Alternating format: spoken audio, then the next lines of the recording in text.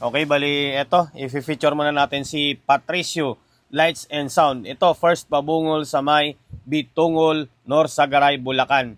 Okay, bali, D15 category, open watts, 4x4 setup, naka MCB. Ayan, Patricio Lights and Sound. Ayan yung sound box niya. Tapos ito yung likod, naka-industrial na yung speak-on nyo, ang lalaki. Okay, grabe, matindi yung performance nito. Napakalakas kahapon to. Grabe, daming bumilib nito. Ngayon, ito, papakita ko sa inyo naman yung console boot nila. Okay, ito yung mga sound crew. Ito yung sound tech nila sa Toto. Ayan, ito si Bossing Patricio. Ito yung owner ng Patricio Lights and Sound. Ngayon, ipapakita ko sa inyo yung mga gear nila. Yung amplifier pala nito ay upgrade. Nagpalit sila or nag-upgrade sila. Cymar na CP6K yata. Ngayon, ito papakita ko sa inyo. Itong gamit nilang mixer, Yamaha yan. Yamaha na parang 12 channel yata. Okay, tapos ito yung mga processor nila, hindi naman siya ganun ka original eh. Parang mga kwan lang din eh, mga imitation lang pero napaka-solid din. Talagang matindi. Ito lang yung US nila oh. Ano bang brand dyan? Hindi ka na makita kasi naka-GoPro ako. PB. Naka-PB na equalizer. Tapos, basta hindi siya yung tipong live. Ito, assorted. Tapos may DBX na mga imitation lang yung processor. Minsan hindi rin talaga nadadaan sa mga totaling orig no? Yung pagiging champion or pagiging malakas na isang unit.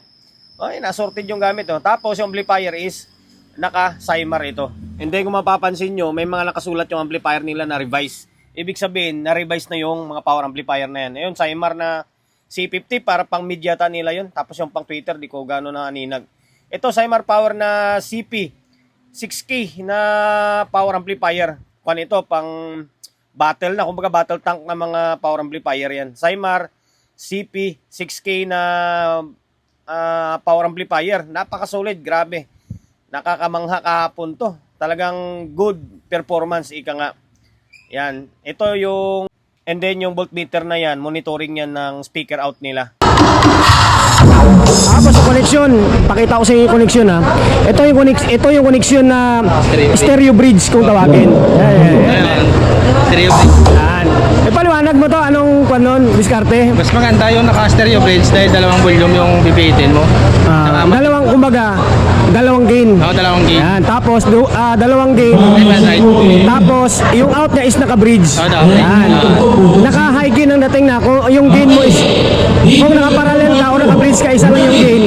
Kapag naka-stereo bridge ka, naka-dual gain ang dating. Oo, dalawang. Yan. Kaya yung ampli hindi ako. Mas malakas yung bigay ng gain kasi naka-stereo siya eh. Tapos, yung persa niya, dodoble naman kasi naka-bridge yung out niya. Okay. Sa mga susunod na vlog, gagawa ko ng content dyan, ipapaliwanag ko.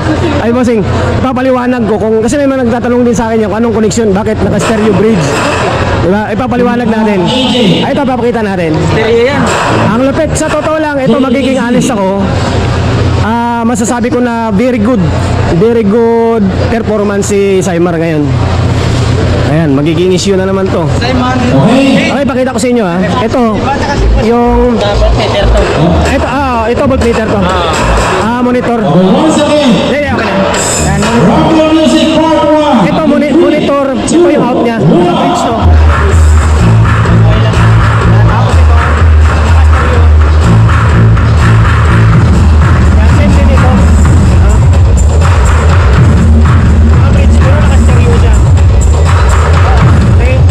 Monitor nito papunta doon.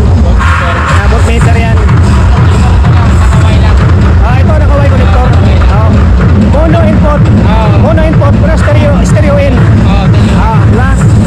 Mono input, stereo in. Mono out, bridge out.